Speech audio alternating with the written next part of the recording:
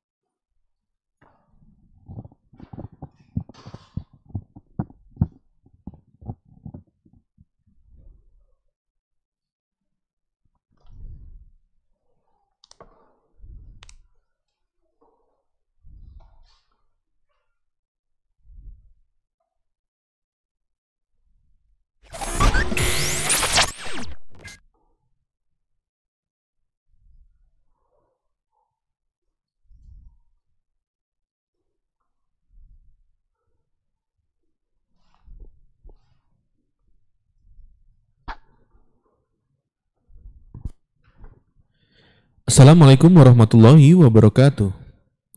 Sesaat lagi kita akan menyimak sebuah kajian Islam ilmiah Ahlus Sunnah wal Jamaah yang akan dibawakan oleh guru kita, Ustadz Abu Abdillah Firdaus SAG, membawakan kitab Ada'u wad Dawa. Pada kesempatan kali ini akan mengangkat tema Dampak Buruk Maksiat. Kajian ini diselenggarakan setiap hari Jumat ba'da asar sampai dengan selesai di Masjid At-Tauhid yang beralamat di Komplek Radio Roja Darussalam, Jalan PAK Abdurrahim nomor 326 Talang Semut, Bukit Kecil, Palembang. Mari kita simak apa yang akan beliau sampaikan. Semoga menjadi ilmu yang bermanfaat bagi kita, keluarga kita, dan kaum muslimin lainnya. Tafadhal masykura Ustadz. Bismillahirrahmanirrahim. Assalamualaikum warahmatullahi wabarakatuh. Innal hamdalillah nahmaduhu wa nasta'inuhu wa nastaghfiruh wa nastahdihi wa natubu ilayh. Wa na'udzu billahi min shururi anfusina wa min sayyiati a'malina. Man yahdihillahu fala mudilla lahu wa man yudlil fala hadiya lahu. Ashhadu an la ilaha illallah wahdahu la syarika lahu wa ashhadu anna Muhammadan abduhu wa rasuluhu la nabiyya ba'dah. Allahumma salli wa sallim ala Muhammad wa ala alihi wa ashabihi wa man tabi'ahum bi ihsanin ila yaumiddin. فقال تعالى: يا الذين آمنوا اتقوا الله حق تقاته ولا تموتن إلا وأنتم مسلمون. أما بعد فإن أصدق الحديث كتاب الله وخير الهدي هدي محمد صلى الله عليه وسلم وشر الأمور محدثاتها فإن كل محدثة بدعة وكل بدعة ضلالة وكل ضلالة في النار. Alhamdulillah, kembali kita pada sore yang berbahagia ini dipertemukan Allah Jalla wa'ala dalam majelis ilmu, majelis yang memudahkan seseorang untuk menuju kepada jannahnya Allah Tabaraka wa Ta'ala. Man salaka tariqan yaltamisu fihi ilman sahalallahu lahu bihi tariqan ilal jannah.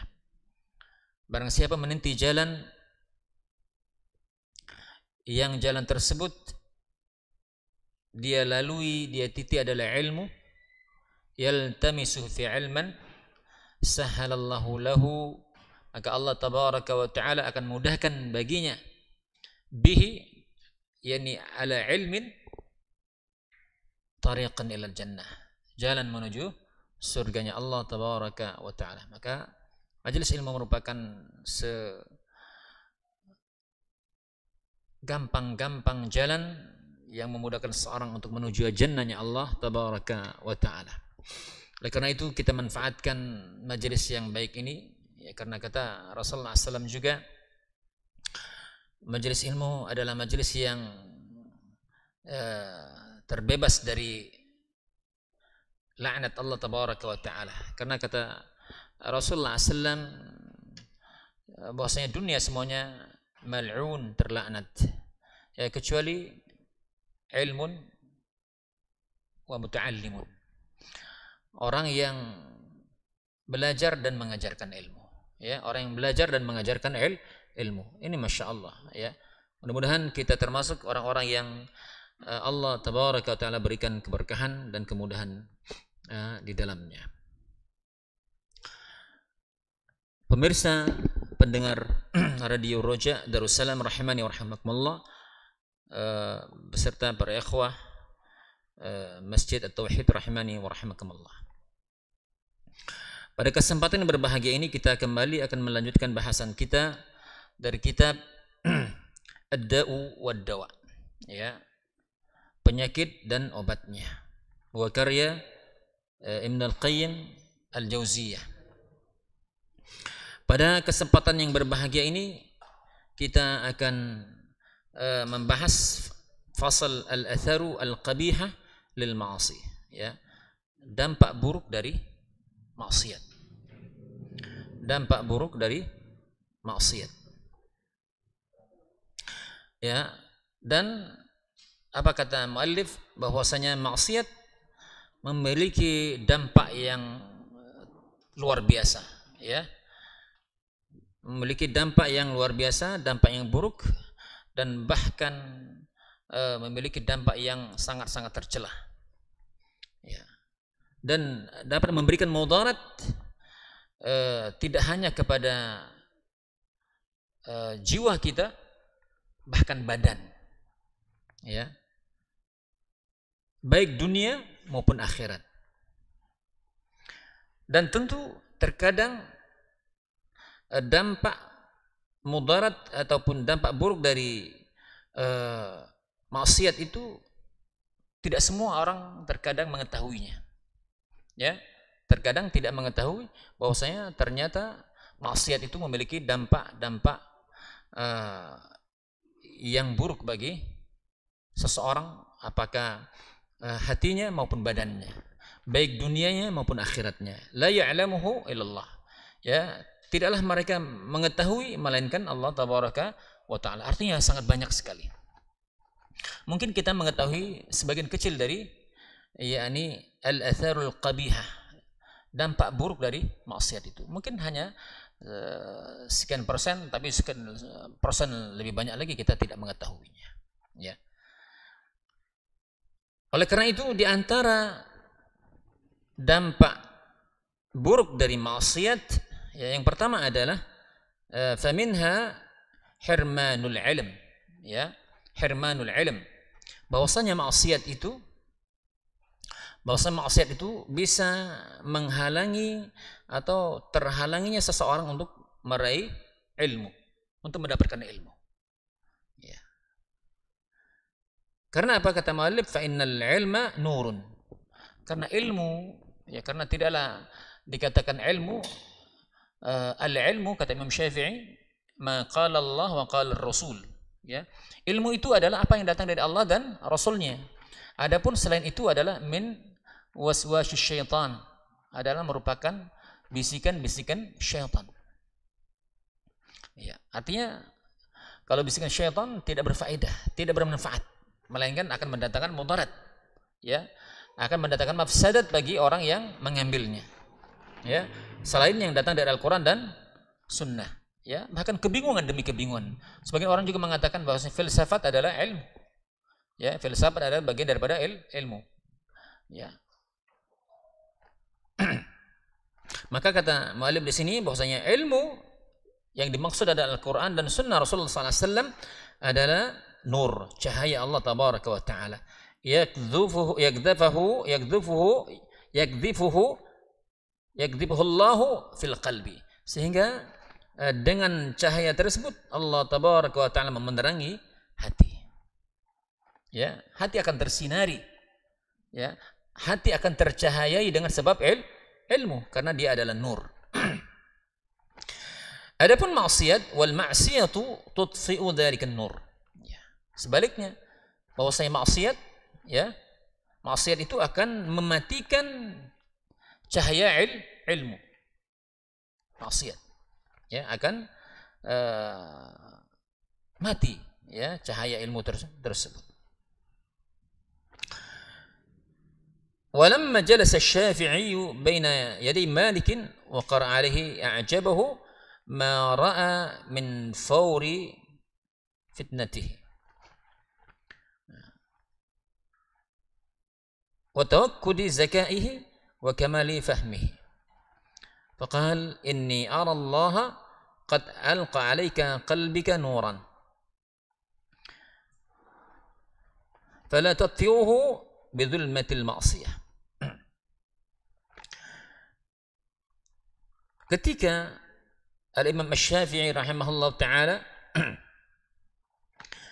bermajlis ya bersama Imam Malik, ya Imam Malik adalah gurunya Imam Syafi'i, ya, dan bahkan sebelum, di antara kelebihan Imam Syafi'i itu tidaklah ketika beliau belajar beliau menghafal, dia baca dan dihafal kitab Imam Malik, di antara kitab Al-Muwatta. Dikisahkan bahwasanya Imam Syafi'i telah menghafal Al-Muwatta sebelum beliau mulazamah dengan gurunya, telah menghafal Al-Muwatta ketika umur 15 tahun atau kurang dari itu.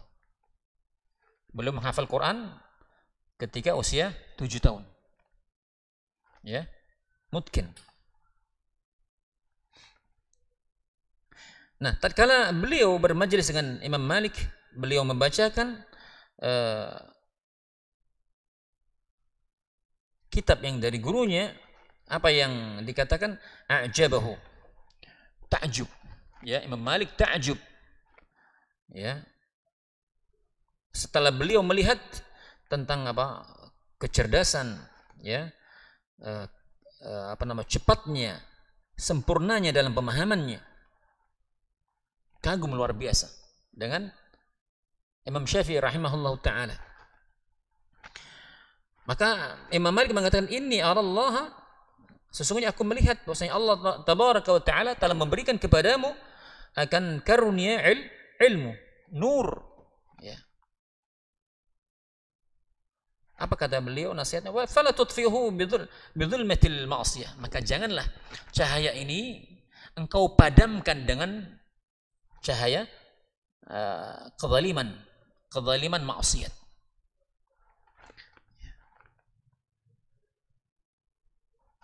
Nah, berkenaan dengan itu Al-Imam Asy-Syafi'i rahimahullah ta'ala mengatakan, apa kata beliau? Qala Syafi'i rahimahullah ta'ala, syakautu ila waqi'i su'a khibzi fa arsyadani ila tarkil ma'asi wa qala i'lam bi anna al-'ilma fadlun wa fadlullahi la yuhtahu 'asin.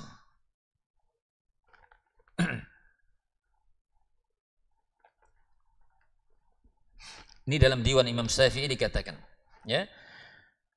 Dalam diwan Imam Syafi'i dikatakan, apa kata Imam Syafi'i? Aku telah mengadukan, ya, kepada guruku namanya Waqi'. Ya. Guru Imam Syafi'i adalah Waqi'. Tentang apa dilaporkan beliau? Su'a khibzi, buruknya hafalanku. Buruknya hafalanku. Fa'arsyadani, maka Imam Waqi' memberikan irsyad, bimbingan, nasihat kepada diriku. Apa kata beliau? Tarkil ma'asi, tinggalkan maksiat. Tinggalkan maksiat. Kembali kita berpikir, Imam Syafi'i mengatakan bahwasanya buruknya hafalan beliau. Masya Allah, seperti apa buruknya? Ya, kadarnya kan begitu, ya. Sehingga beliau pun mengatakan bahwasanya guruku Waqi'in mengatakan dan menasihatkan kepadaku untuk meninggalkan maksiat. Kembali juga kita bertanya, maksiat seperti apa ketika di zaman mereka? Ketika di zaman Imam Syafi'i, ya, tidak ada maksiat sebagaimana hari ini kita melihat, menyaksikan, ya, kanan kiri musik misalnya, ya, kanan kiri wanita-wanita yang berpakaian tapi telanjang, ya, ke atas salah, ke bawah salah, ya, ke samping salah, semuanya maksiat. Belum lagi yang kita dengar suara yang nggak karuan, macam-macam. Belum lagi yang ada di tangan kita, ya, handphone, maksiat. Zaman itu apa? Ada TV, ya, layar tancap, yang nggak pernah kita bayangkan adanya itu di zaman dulu. Ya. Kalau dulu zaman seperti itu nggak ada hal seperti itu, yang ternyata itu bisa menghalangi buruknya hafalan Al-Imam Syafi'i, ya, dan gurunya memerintahkan untuk meninggalkan maksiat. Ya, bagaimana hari ini kalau seandainya para ulama sekelas Imam Waqi', Imam Malik dan seterusnya, mungkin mereka akan jatuh pingsan melihat maksiat hari ini. Ya. Ya, mungkin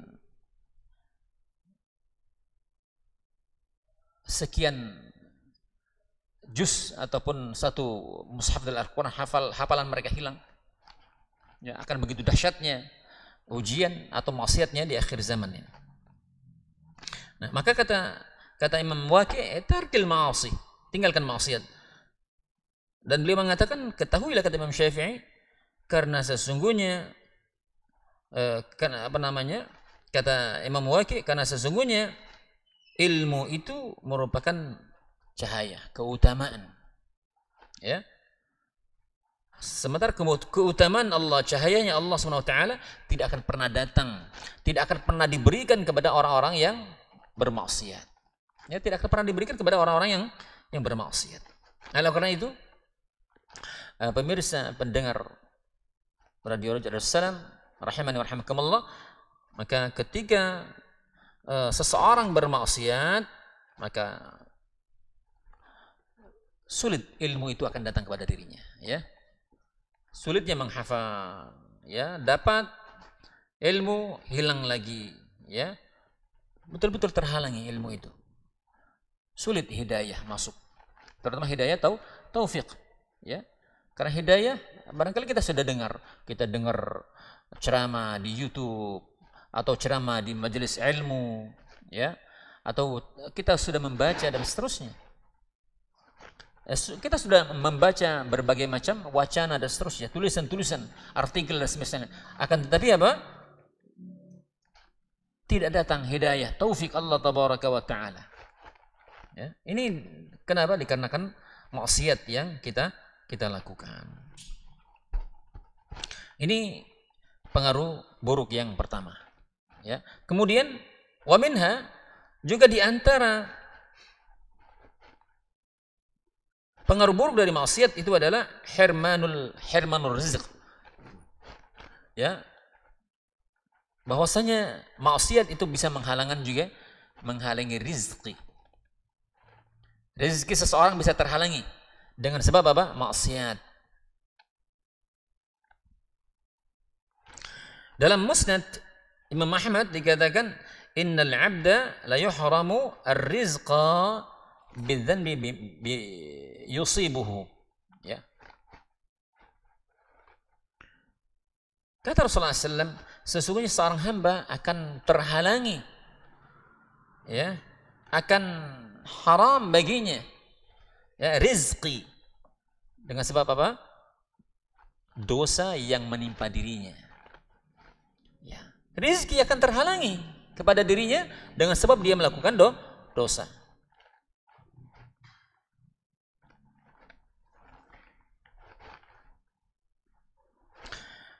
Sebagaimana dikatakan juga oleh mu'allif, wa kama anna taqwallahi majlabatun lirizq. Sebagaimana takwa, ya, takwa itu juga merupakan, takwa kepada Allah Subhanahu wa taala merupakan asbab yang akan mendatangkan rizki.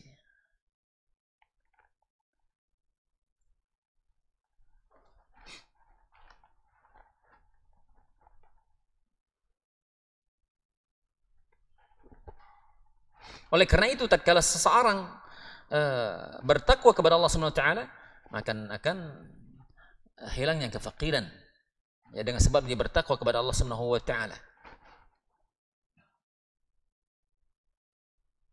Oleh karena itu, ya, pengaruh buruk dari maksiat itu akan menghalangi rizki, ya, akan menghalangi rizki, dan dia akan mendapatkan rizki dari Allah Tabaraka wa taala ketika dia meninggalkan maksiat. Dan sering kita membaca firman Allah Subhanahu wa taala yang setiap kali khatib menjelaskan firman Allah Tabaraka wa taala, "Wa may yattaqillah yaj'al lahu wa may yattaqillah yarzuquhu min haitsu la yahtasib." Barang siapa yang bertakwa kepada Allah Subhanahu wa taala, maka Allah Tabaraka wa taala akan mudahkan rezekinya. Allah akan mudahkan rezekinya dengan sebab takwa. Sebaliknya demikian juga. Kemudian pengaruh buruk maksiat yang ketiga. Ya, pengaruh buruk maksiat yang ketiga.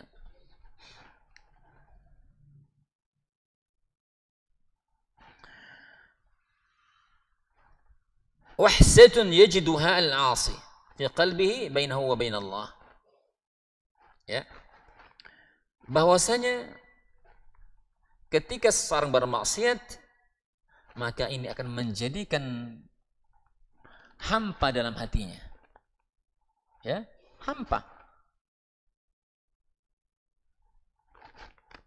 Antara dirinya dengan Allah Subhanahu wa taala. Ketika dia beribadah kepada Allah Subhanahu wa taala, berbarengan dengan itu dia bermaksiat kepada Allah Subhanahu wa taala. Ya. Maka setiap kali dia beribadah enggak punya kesan. Hampa. Enggak bernilai.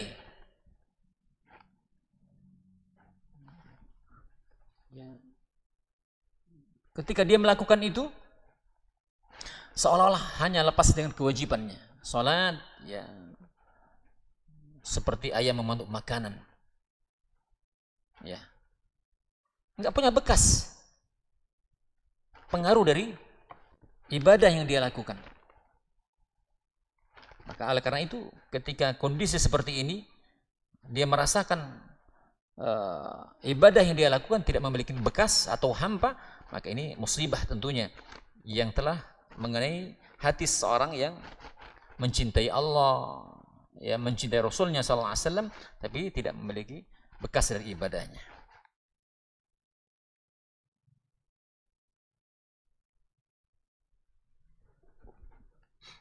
Oleh karena itu, ketika seseorang, ya, beribadah kepada Allah Subhanahu wa taala, ya, berbarengan itu dia bermaksiat kepada Allah Subhanahu wa taala dan hatinya menjadi hampa, la tuwazinuha wa la tuqarinuha lazatan aslan, ya, maka tidak akan memberikan bekas, tidak bisa diukur dan tidak bisa dibandingkan, ya, dengan kelezatan-kelezatan, ya, ketika dia betul-betul taat kepada Allah Subhanahu wa taala dalam beribadah. Ya, hatinya betul-betul cinta hanya kepada Allah Subhanahu wa taala.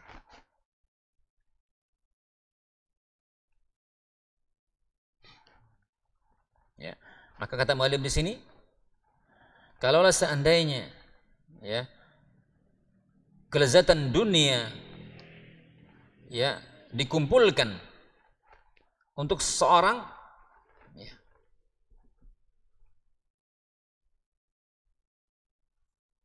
maka tentunya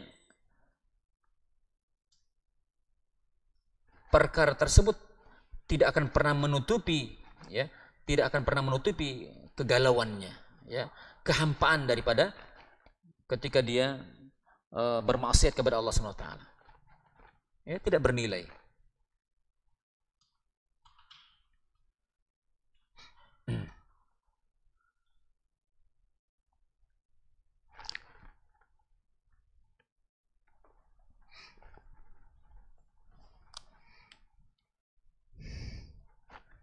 Oleh karena itu dikatakan di sini, ya, wa hadha amrun la yahissu bihi illa man fi qalbihi hayatun. Oleh karena itu, kelezatan beribadah kepada Allah Subhanahu wa taala tidak akan pernah dirasakan oleh seseorang kecuali ya di dalam hati seseorang hayatun, ada kehidupan. Ada kehidupan. Jadi hati bisa hidup dengan apa? Tarkil ma'asi, dengan meninggalkan maksiat. Tidak akan pernah dirasakan. Ya. Tidak akan pernah dirasakan oleh seseorang ketika kalau ternyata dalam ibadahnya senantiasa bermaksiat kepada Allah Subhanahu wa taala. Dia akan merasakan manisnya iman, akan merasa nikmatnya ibadah ketika hatinya apa? Fi qalbihi hayatun. Ya, fi qalbihi hayatun.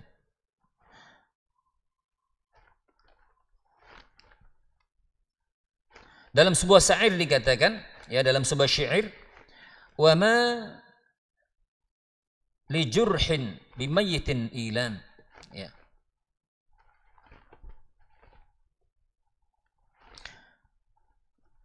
Sebuah syair dikatakan wa ma li jurhin, bahwasanya luka itu ya, luka itu tidak akan pernah menyakiti ya orang yang sudah mati. Luka itu tidak akan pernah menyakitkan orang yang sudah mati. Ya, bisa difahami. Ini syair.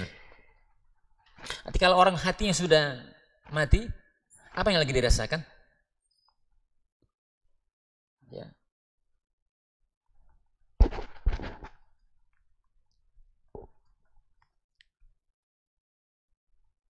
Oleh karena itu kata mu'allif di sini, di sekiranya dosa-dosa tidak ditinggalkan, ya,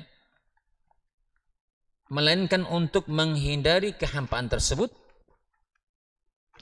tentulah hal itu sudah selayaknya dijadikan alasan bagi orang yang berakal untuk meninggalkan maksiat. Ya.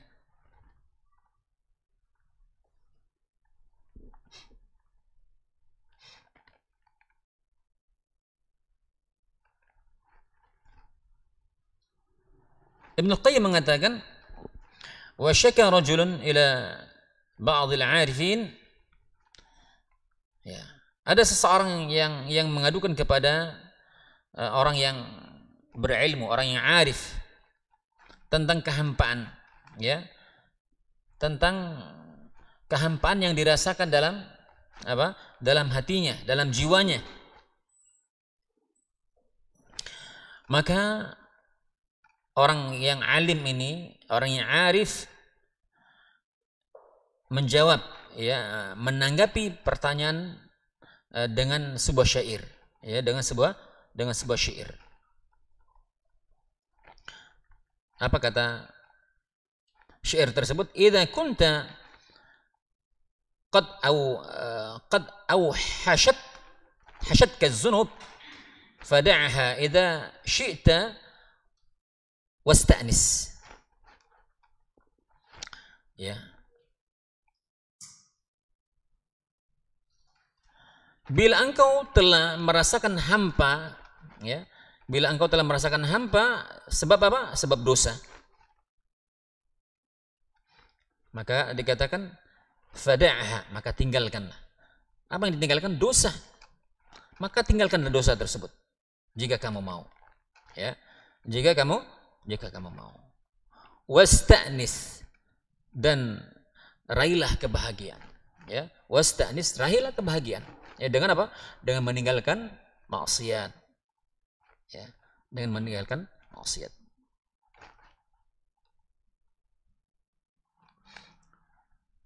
Walisa 'alal qalbi amrun min wahsyatidz dzanbi 'ala dzanbi. Wallahu musta'an. Maka dikatakan mu'allif sini tidak akan pernah ada yang namanya obat itu, yang namanya obat itu mesti pahit, ya. Yang namanya obat itu terasa pahit. Ya. Pahit bagi hati. daripada kehampaan yang disebabkan oleh dosa yang dilakukan oleh seorang hamba. Ya. Ini yang ketiga. Jadi yang ketiga, bahwasanya maksiat itu menyebabkan hati menjadi hampa daripada beribadah kepada Allah Subhanahu wa taala, daripada berzikir kepada Allah Subhanahu wa taala. Ini asbab maksiat. Asbab al-atharu al-qabiha lil ma'asi. Kemudian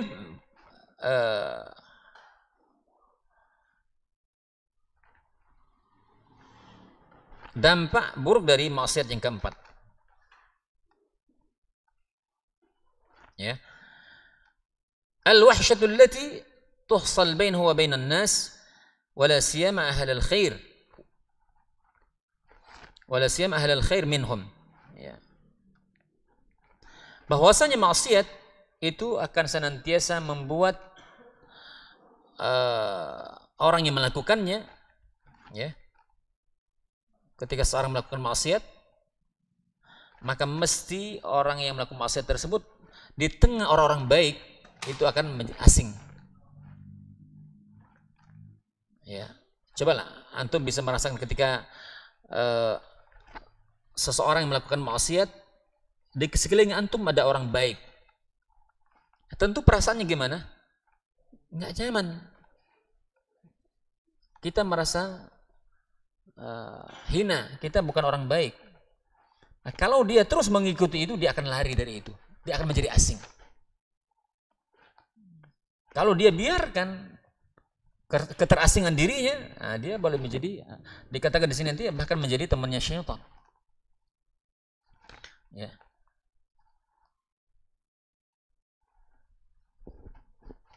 Fa innahu yajidu wahsyatan bainahu wa bainahum kullama quwiyat tilka al-wahsyah ba'uda minhum wa min majalisihim. Ya. Maka orang yang melakukan maksiat, mereka akan senantiasa terasa asing. Ya. Dan ini pasti akan dialami oleh orang yang melakukan maksiat. Ya, terutama terhadap orang-orang yang baik di antara mereka. Maka kata mu'allif, bila mana keterasingan orang yang bermaksiat yang dirasakan semakin kuat, maka dia akan apa? Makin menjauh. Ya. Merasa tidak enak sendiri gini. Dia akan menjauh. Ujung-ujungnya apa? Orang ini akan tidak memperoleh berkah. Ya. Dikatakan wa hurima barakatul intifa' bihim. Akan diharamkan, akan tidak mendapatkan keberkahan dia. Dari siapa? Dari orang baik. Ya. Dan yang terjadi apa? Wa quruba min hizb syaitan.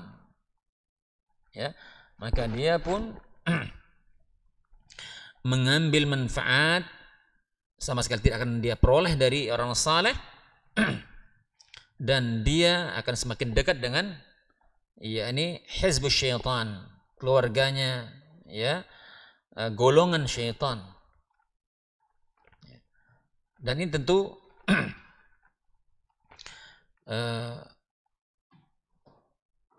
biqadrin ma ba'uda min hizbir rahman, sesuai dengan kadar jauhnya dia dengan Allah tabaraka wa taala.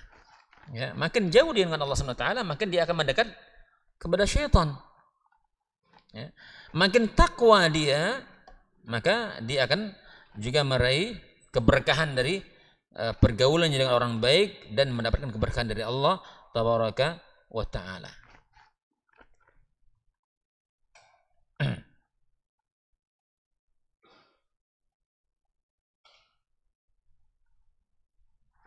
Nah ini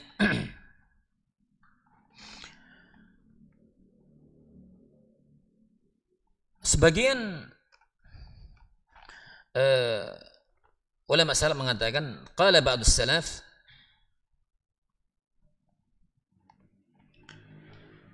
inni la'asillah Fa'ara dzalika fi khuluqi dabbati wa imraati.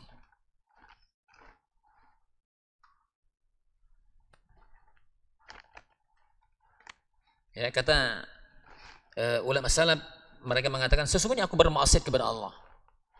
Sesungguhnya aku bermaksiat kepada Allah SWT. Maka aku melihat bahwasanya ternyata maksiat ini memberikan pengaruh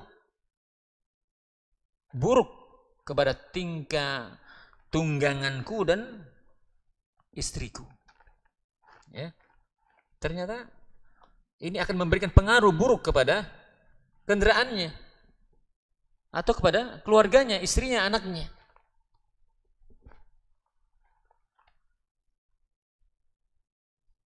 Pernah seseorang bercerita kepada saya,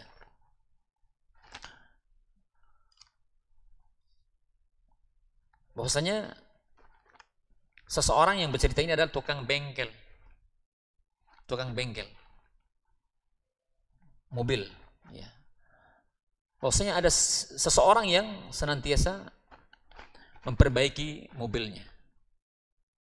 Dia bercerita, Masya Allah, mobil ini rusak terus, aduh masalahnya. Nanti rusak ini, besok rusak itu, dan seterusnya.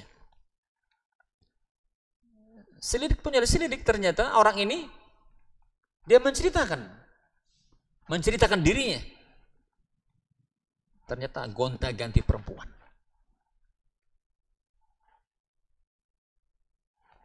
Dan sering melakukan maksiat dalam mobil dan seterusnya. Maka kita katakan demikian apa yang dikatakan oleh para salaf terdahulu, bahkan dalam hadis dikatakan demikian.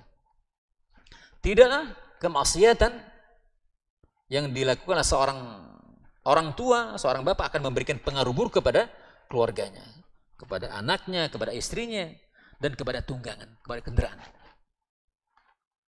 Benar, ini realita, ya.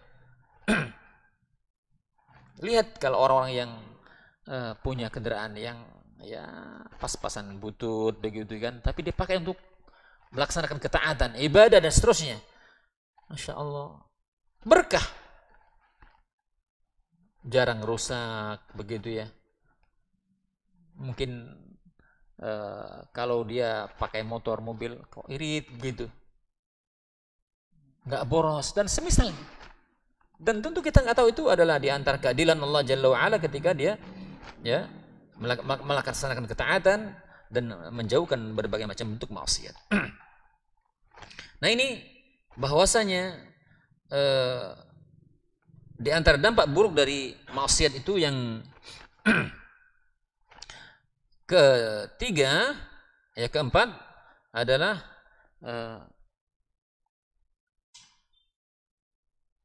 bahwasanya maksiat akan menjadikan pelakunya asing, ya. Bahwasanya maksiat menjadikan pelakunya menjadi asing di tengah orang-orang yang taat, di tengah orang-orang yang baik.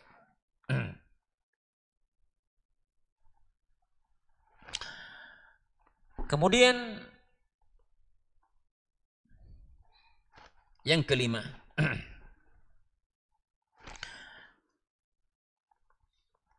di antara pengaruh buruk dari maksiat yang kelima adalah ta'siru umurihi alaih, ya.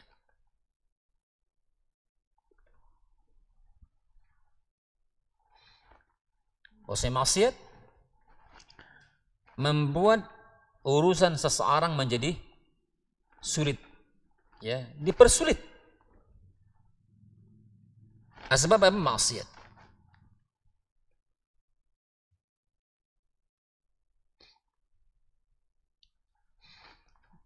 Maka di sini dikatakan oleh muallif Ibnu Al-Qayyim, fala yatawajjahu li amrin illa yajiduhu mughlaqan dunahu au muta'assiran alaihi. Kata beliau, maka tidaklah, ya, pelaku maksiat ketika dia melakukan suatu maksiat maka urusannya pun akan menjadi sulit, ya, menjadi mughlaqan dunah, jalan jadi buntu, ya. Mesti mudah kok sulit begitu ya, jalannya menjadi buntu. Nah, ini disebabkan oleh dikarenakan maksiat.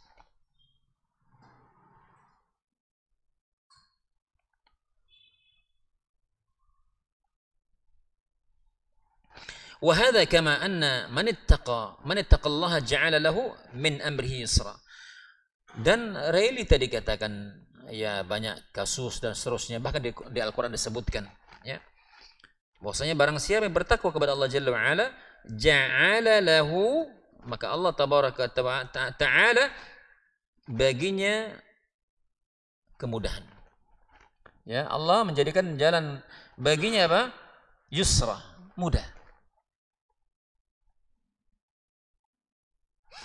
Faman 'attala at-taqwa ja'ala lahum min amrihi 'usra. Dan barang siapa yang mengabaikan, ya, wasilah untuk mendapatkan kemudahan jalan dengan bertakwa kepada Allah Subhanahu wa taala, maka dia pun akan menjadikan jalannya menjadi sulit, ya. Menjadikan jalannya menjadi sulit ketika dia mengabaikan untuk bertakwa kepada Allah Subhanahu wa taala.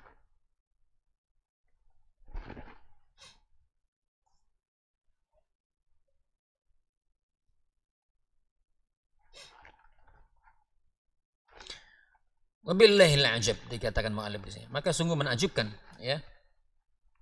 Sungguh menakjubkan, ya, seseorang, bagaimana seorang hamba ketika pintu kebaikan, ya, pintu-pintu maslahat masdudah, ya, wa tarfuha mu'asiratun alaih, ketika dia menjalani kehidupan ini, ya, ketika dia merasakan, ya, pintu-pintu kebaikan, pintu-pintu kemaslahatan masdudah, tertutup. Segala macam jalan yang dia tempuh sulit.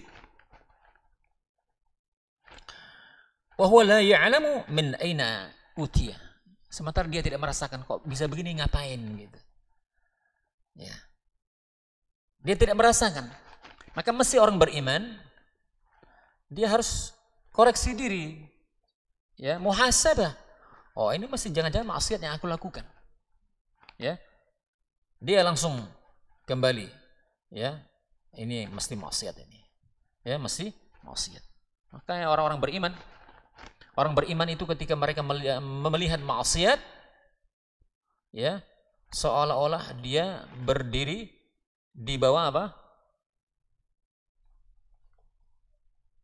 Bukit, gunung yang besar yang itu akan menimpa dirinya. Ketika dia melakukan maksiat, seolah-olah dia berdiri di bawah jurang dan di atasnya, ya, batu besar yang akan menimpa dirinya. Khawatir dia, takut kalau ternyata itu akan membinasakan dirinya. Itu orang mukmin. Lihat orang fajir, orang maksiat, orang fasik. Ketika mereka melakukan maksiat, mereka akan memandang maksiat itu seperti apa? Lalat yang hinggap di hidungnya. Sebagaimana sabda Rasulullah SAW, seperti lalat yang hinggap di hidungnya. Lalat, kebiasaan lazimnya manusia. Ketika lalat hinggap di hidungnya, dia tepis. Lari lalatnya. Dan tidak punya beban, tidak punya bekas. Ini orang fasik, orang fajir, orang maksiat. Orang mukmin enggak khawatir. Ya, ketika dia bermaksiat, dia langsung segera muhasabah, rujuk. Karena tidaklah seorang melakukan maksiat akan dibuat noktah hitam dalam hatinya. Ya, maka dia perbaiki dengan zikir, perbaiki dengan istighfar, perbaiki dengan taubat dan seterusnya. Dia ganti dengan perbuatan, dengan ketaatan dan seterusnya. Tidak dia larut dengan maksiat yang dia lakukan. Ya.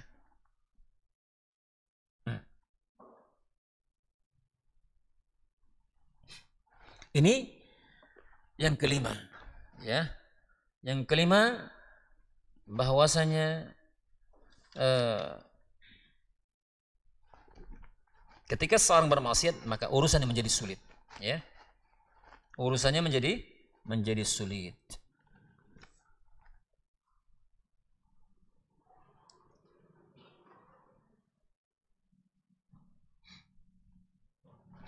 Kemudian yang keenam,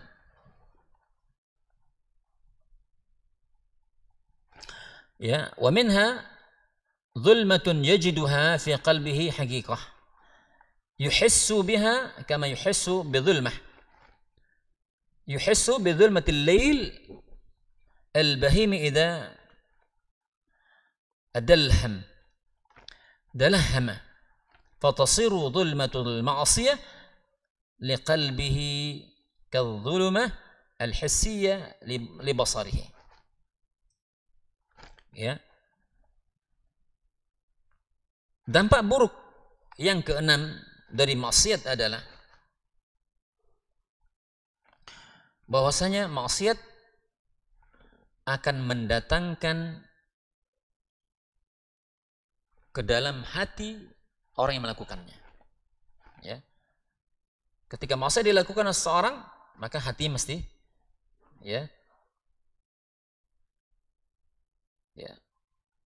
kegelapan dalam hatinya.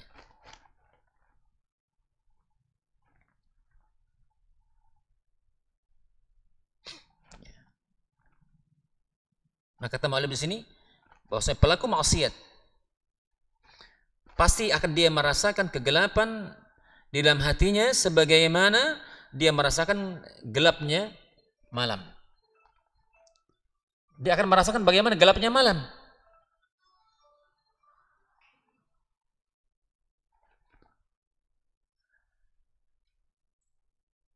Kegelapan ini dikarenakan apa? Maksiat. Ya. Yang dia lakukan sehingga hatinya pun menjadi gelap. Bagaikan gelapnya ruangan bagi apa? Bagi matanya. Ketika seorang dalam ruangan yang gelap, apakah dia bisa melihat? Maka dia tidak bisa melihat. Demikian hati. Ketika hati yang bersih, ya, dari berbagai macam penyakit hati, ya, hati yang senantiasa dihias dengan ketaatan demi ketaatan, maka dia melihat segala sesuatu menjadi terang. Ya. Ketika hati melihat sesuatu maka hati menjadi terang. Nah, ini di antara dampak yang luar biasa bagi hati ketika dia dihias dengan ilmu, dengan cahaya. Ya. Maka di sini kata mu'allif, ya,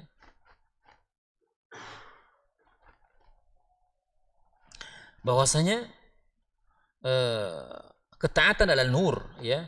Fa inna ta'ata nurun wal ma'siyata dhulmah. Ya, bahwasanya ketaatan merupakan cahaya sementara maksiat merupakan kezaliman, ya, kegelapan. Maka ketika kegelapan itu semakin kuat, maka akan bertambahlah apa namanya? Kebingungannya, ya. Bertambahlah kegelapannya. Apalagi kalau seseorang melakukan berbagai macam bentuk kebid'ahan, ini kesesatan atau perkara-perkara yang membahayakan yang dilakukan seorang. Kenapa? Betapa hari ini di antara sebagian manusia menganggap kemaksiatan sebagai ketaatan, ya, kebid'ahan sebagai perkara yang disunnahkan, atau kesyirikan dianggap sebagai perkara-perkara tauhid, wa huwa la yash'ur, dan sementara dia tidak merasakan. Ya. Banyak orang ini yang tidak merasakan, ya, kesesatan, penyimpangan yang dilakukan. Ka'a'ma kharaja fi dhulmatil lail, ya, seperti ketika seorang yang buta. Seorang yang buta ketika dia keluar malam dan dia berjalan sendiri, bisakah dia melihat? Maka kita katakan nggak bisa, ya, tidak bisa.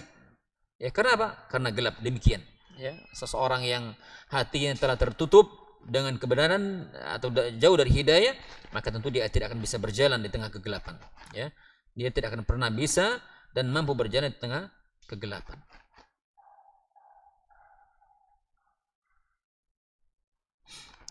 Berkata Abdullah bin Abbas, ya, apa kata beliau?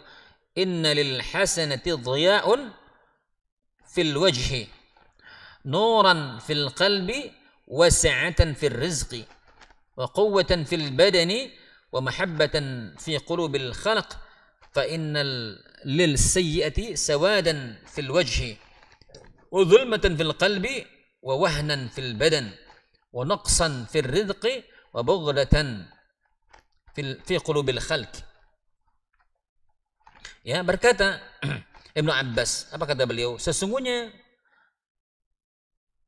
perbuatan baik, ya,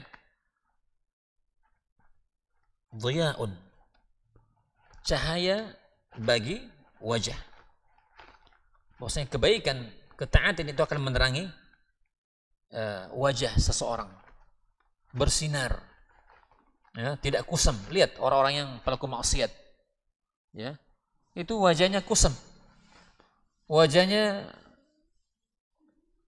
ya, penuh dengan noktah maksiat, ya, nggak berseri. Wa nuran fil qalbi, dan cahaya dalam hatinya. Wasi'atan fil rizqi, dan rezeki akan diluaskan, ya. Wa quwwatan fil badan, dan kuat badannya, anggota tubuh menjadi kuat, ya, semangat. Wa mahabbatan fi qulubil khalqi, dan dicintai oleh hati-hati ketika seorang melakukan kebajikan, ya, maka hatinya orang lain pun mencintainya. Ada kecintaan, ya, asbab ketaatan, ya, maka ini akan lahir kecintaan orang kepada dirinya. Cintanya cinta karena Allah Subhanahu wa taala. Ya. Wa inna lisayya sawadan fil wajhi. Adapun kata Ibnu Abbas bahwasanya maksiat, keburukan itu akan menghitamkan wajah. Bahwasanya kemaksiatan itu akan menghitamkan wajah. Wa zulmatan fil qalbi, kegelapan di dalam hati.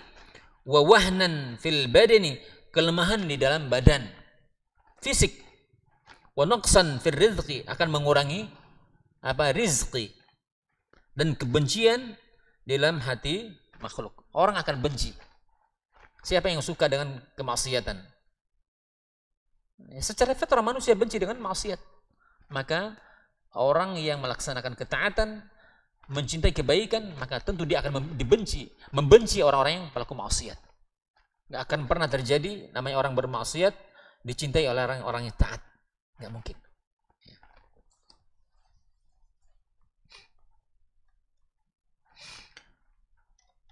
Kemudian yang ke-8, yang ke-7, annal ma'asi tuhinul qalba wal badan, ya.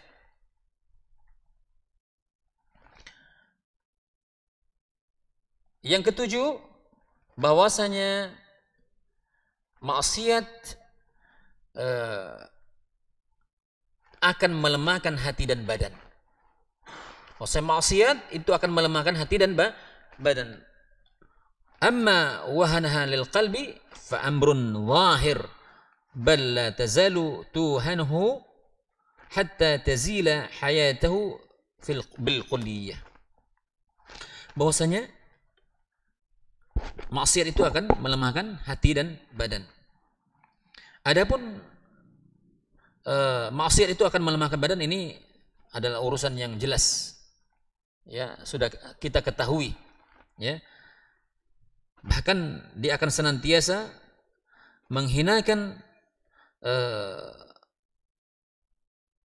hati dan badan, bahkan hilangnya hati itu menjadi hidup secara menyeluruh, akan menjadi hina, akan menjadi lemah, ya, akan menjadi hilang cahaya dari kebaikan dari hati dan badan tersebut. Oleh karena itu kita perhatikan bagaimana orang mukmin itu kuat hatinya dan kuat badannya. Ya. Kuat hatinya dan kuat badannya. Fa ammal mu'mina quwwatuhu fi qalbihi wa kullama qawiya qalbuhu qawiya badanuh. Ya, apabila hatinya baik, kuat, maka fisiknya pun, badannya pun akan kuat. Wa ammal fajir fa innahu wa in kana qawiyyu badan, orang fajir, orang maksiat itu walaupun secara zahir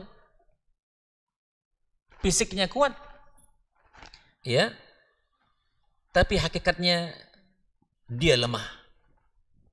Hakikatnya dia lemah. Ya.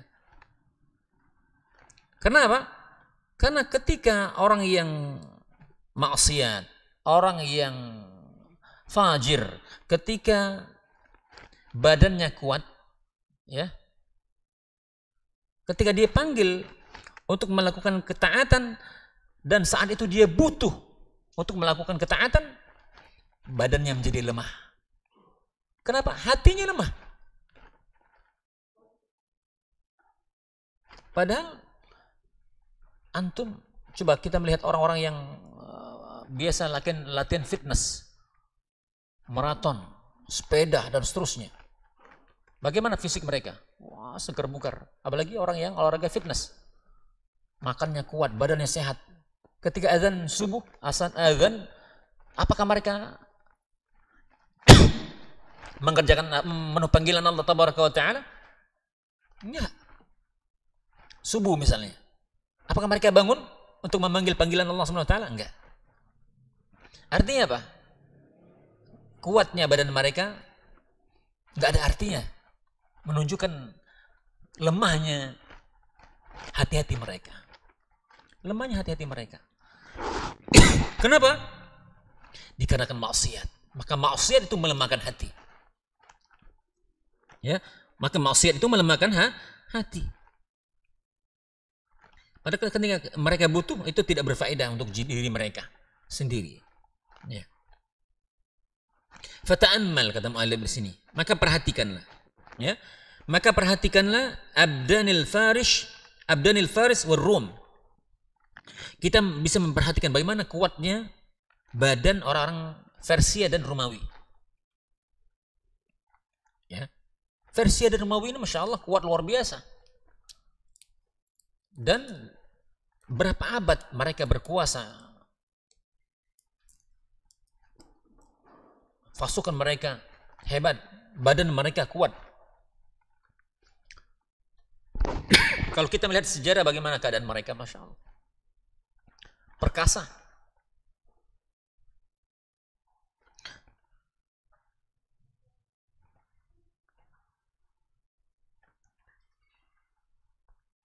Wa kaifa khanatuhum. Lalu bagaimana ternyata kuatnya badan mereka?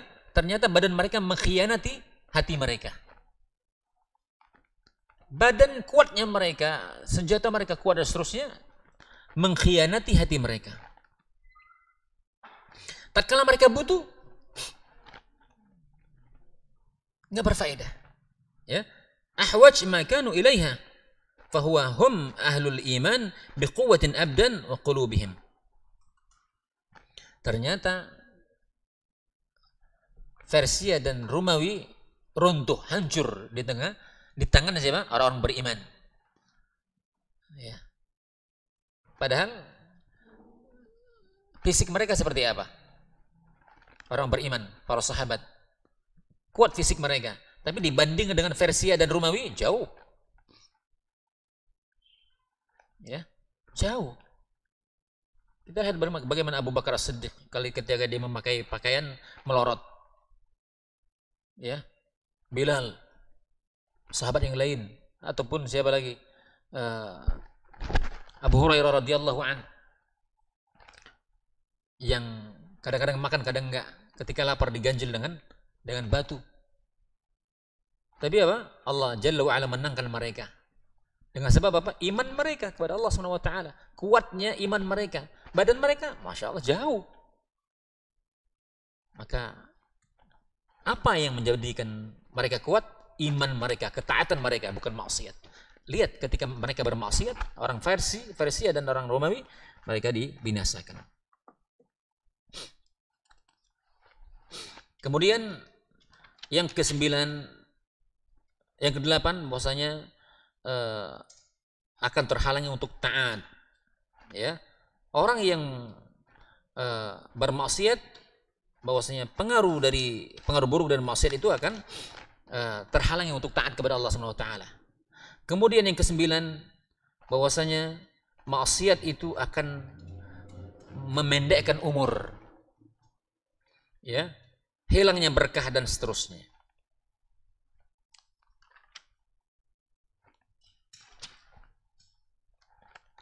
Ya, ada 10, ada 9 ya. Di antara pengaruh buruk daripada maksiat, ya. Yang ke-8 adalah terhalangnya ketaatan. Kemudian yang ke-9 bahwasanya maksiat itu taqassir al-umur, akan memendekkan umur. Maka dimaksud sini apa? Hilangnya berkah. Ya, hilangnya berkah. Fa innal bir kama yazidu fil umur wal fujur biqasril umur. Ya, dikatakan oleh muallif di sini. Maksudnya kebaikan itu akan menambah umur, sementara orang yang fajir itu bisa mengurangi umur. Insyaallah wallahu a'lam bissawab. Ya, mungkin ini saja yang dapat kami sampaikan tentang masalah al-atharu al-qabiha lil ma'asi, pengaruh buruk bagi maksiat, dampak buruk bagi maksiat. Mungkin ini saja yang dapat saya sampaikan. Bila benar itu datang Allah tabaraka wa taala, bila keliru semata kekurangan dari saya pribadi, wallahu a'lam bissawab. Kita cukupkan. Subhanakallahumma wa bihamdika asyhadu an la ilaha illa anta astaghfiruka wa atubu ilaik. Wassalamu alaikum warahmatullahi wabarakatuh.